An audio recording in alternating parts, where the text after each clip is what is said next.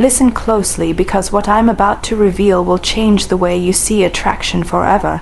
Most men spend their entire lives chasing women, bending over backwards, begging for attention, only to end up frustrated, confused, and alone. But what if I told you there's a hidden switch inside every woman's mind, a psychological trigger that once flipped makes her chase you? And what if I told you that the men who understand this don't just get more women?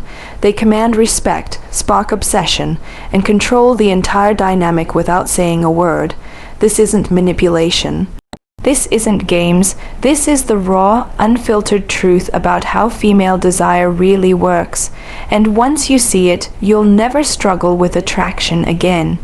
Over the next few minutes, I'm going to expose the 3 forbidden psychological secrets that separate the men women tolerate from the men they can't forget. These are the same secrets that have built empires, toppled relationships, and created legends throughout history, and they're rooted in science, not opinion. But warning, what you're about to learn will challenge everything you've been told about dating. And once you know it, you can never go back to being the clueless, needy man you once were. So if you're ready to unlock the power that makes women pursue you, invest in you, and fight to keep you, then don't you dare look away. Because this is where your real life begins. Let's talk about something fundamental, something so deeply wired into human nature that if you ignore it, you'll keep struggling with women no matter how much effort you put in. And that is this: women don't fall in love with you because of what you have. They don't fall in love with you because of what you do. They fall in love with you because of how you make them feel. And this isn't some cheap pickup artist trick. This is psychology. This is biology. This is the way human beings are built. Think about it. When a woman looks back on the men who left the deepest mark on her life, who does she remember? The guy who bought her expensive dinners. The guy who gave her endless compliments, or the guy who made her heart race, the one who kept her guessing, the one who sparked something inside her that she couldn't quite explain. That's the difference between a man who is merely present in her life and a man who owns a piece of her emotional memory. Now, why is feeling so much more powerful than logic when it comes to attraction? Because emotion is the language of the unconscious mind. You can reason with a woman all day about why you're a great partner, stable, successful, kind, but if she doesn't feel it, none of that matters. The heart doesn't respond to resumes. It responds to experience. It responds to tension. It responds to the thrill of something uncertain, something alive. This is why nice guys finish last. Not because being kind is a weakness, but because they misunderstand what actually creates attraction. They think, if I show her how much I care, if I prove my loyalty, she'll see my value. But that's not how desire works. Desire isn't a transaction. It's not about fairness. It's about provocation. It's about awakening something inside her that she can't ignore. So, what's the key emotion that triggers this response? It's the feeling of anticipation, the sense that there's more to you than meets the eye. When a woman can't fully predict you, when she senses depth, when she wonders what you're really thinking, that's when you become magnetic. That's when she starts investing mental energy in you. And once she's investing, once she's emotionally engaged, that's when real attraction takes hold. This isn't manipulation. It's understanding. It's recognizing that human beings are drawn to what challenges them, not just what comforts them. A relationship built purely on comfort is a relationship that becomes stagnant. But a relationship with tension, with mystery, with room for her imagination to fill in the gaps, that's a relationship that stays alive. So ask yourself, are you making her think or are you making her feel?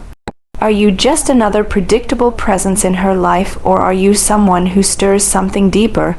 Because if you want to be unforgettable, that's the question that matters, and once you understand that, everything changes. Now, go out there and give her something to feel. Let's address one of the most insidious attraction killers, something so subtle that most men never even realize it's working against them until it's too late. I'm talking about predictability, the slow, quiet death of mystery. The moment a woman feels she has you completely figured out is the moment you become disposable. Why? Because human beings, and women in particular, are neurologically wired to seek novelty, challenge, and emotional resonance. When you become predictable, you remove all three. Think about how boredom operates in the mind. When something becomes too familiar, too easily understood, the brain stops paying attention. It's not personal. It's physiological. Dopamine, the neurotransmitter associated with pleasure and motivation, isn't triggered by what's expected. It's triggered by what's uncertain, by what keeps the mind engaged in the act of discovery. This is why routines kill passion. This is why men who reveal everything too soon, their feelings, their schedules, their vulnerabilities, end up relegated to the category of nice but unexciting. It's not that she doesn't appreciate you, it's that you've given her nothing left to discover. Now, contrast that with the men who linger in a woman's memory long after they're gone. They weren't necessarily more handsome or successful. Billy understood the power of restraint. They didn't flood her with attention. They didn't confess their emotions prematurely, so they didn't make their entire identity revolve around her approval. Instead, they left room for her imagination to fill in the gaps, and imagination, that's where real attraction lies. It's not about deception. It's about allowing her the space to wonder, to question, to project her own ideals onto the framework you provide. This is why neediness is so destructive. A needy man is a predictable man. He responds immediately to every text. He rearranges his life to accommodate her whims. He seeks constant reassurance, and in doing so, he eliminates all tension, the very thing that makes interactions between men and women electrifying. Tension isn't about playing games. It's about maintaining enough independence that your presence feels like a choice, not an obligation. It's the difference between I'm here because I want to be and I'm here because I'm afraid to be anywhere else. One is attractive, the other is tragic. Consider this. The most compelling stories aren't those where everything is explained in the first chapter. They're the ones that unfold gradually, that reward patience, that make you lean in because you have to know what happens next. You're the author of your own story. If you give away the entire plot in the first conversation, why should she stick around for the rest? But if you reveal yourself in layers, if she senses there's more beneath the surface, then she'll invest the time to uncover it. And investment, my friend, is the foundation of attachment. So, how do you avoid the trap of predictability? First, by cultivating a life so rich and varied that no single person, not even her, can ever fully contain it. Second, by mastering the art of measured disclosure. Share yourself in increments, not all at once. Let your actions speak louder than your assurances. And most importantly, maintain enough sovereignty over your own emotions that she never feels she has you entirely figured out. Because the moment she does, you're no longer a mystery, you're a known quantity, and known quantities don't inspire passion. They inspire indifference. Here's the truth. Predictability is the enemy of desire. If you want to keep her attention, you must remain just beyond the edge of her full comprehension, not distant, not aloof, but always one step ahead, always giving her just enough to keep her coming back for more. That's how you stay unforgettable. That's how you ensure she never loses interest. Now go out there and give her something she can do, predict. Let's cut to the heart of what separates the men who are merely liked from those who are truly desired. The difference between being an option and becoming the prize. This isn't about arrogance or playing games. It's about understanding a fundamental truth of human psychology. Value is determined by scarcity, both real and perceived. When you position yourself as someone who chooses rather than someone who begs to be chosen, everything changes. Your energy shifts, your posture shifts, the way women respond to you shifts. Think about how we assign worth in every other area of life. The rare painting commands millions. The limited edition car becomes a collector's item. The exclusive club gains mystique precisely because not everyone gets in. The same principle applies to you. If you're constantly available, constantly accommodating, constantly signaling that her attention is the most important thing in your world, you're not a rare find, you're a commodity, and commodities get taken for granted. No, contrast that with a man who understands his own worth. He isn't defined by any single woman's opinion of him because his sense of value comes from within. He has a mission that matters more than chasing approval. He sets standards rather than begging for scraps of affection. This isn't indifference. It's the quiet confidence of someone who knows he brings something meaningful to the table, and that confidence is magnetic. It creates tension.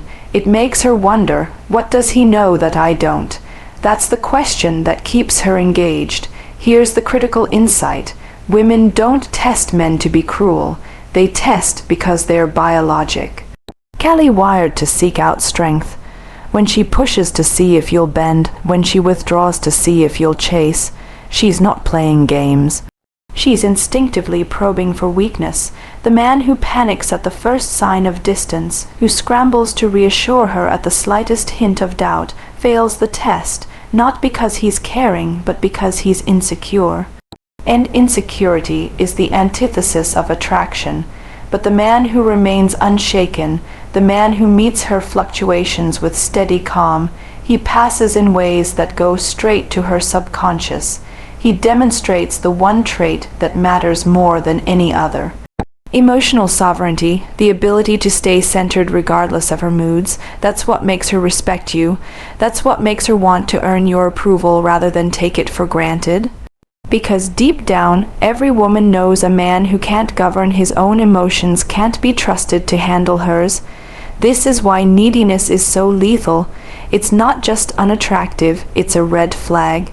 A man who orbits a woman's world signals that he has nothing better to do, no higher purpose, no life of his own, and no woman wants to be the center of a universe that small. She wants to join a man who's already going places. Not one who's waiting around for her to give his life meaning. Your job isn't to convince her of your value. Your job is to live in such a way that your value is self-evident. So how do you become the prize? First, by developing genuine substance, skills, passions, ambitions that have nothing to do with women. Second, by setting boundaries that communicate self-respect. Third, and most crucially, by walking away the moment you being treated as an option rather than a priority, not as punishment, but as the natural consequence of knowing what you're worth. That last part is key. When you're willing to lose her rather than compromise your standards, you flip the entire dynamic. Suddenly, she's the one proving herself to you. Understand this, the balance of power in any relationship isn't determined by who cares less. Is determined by who has more options, not necessarily with other people, but with life itself. The man immersed in meaningful work, surrounded by brotherhood, driven by purpose, will always have leverage. Not because he's manipulative, but because he's complete with or without her. And that completeness, that's what makes her want to be part of your world, not the other way around. Here's the truth they won't tell. You women don't fall for men who need them.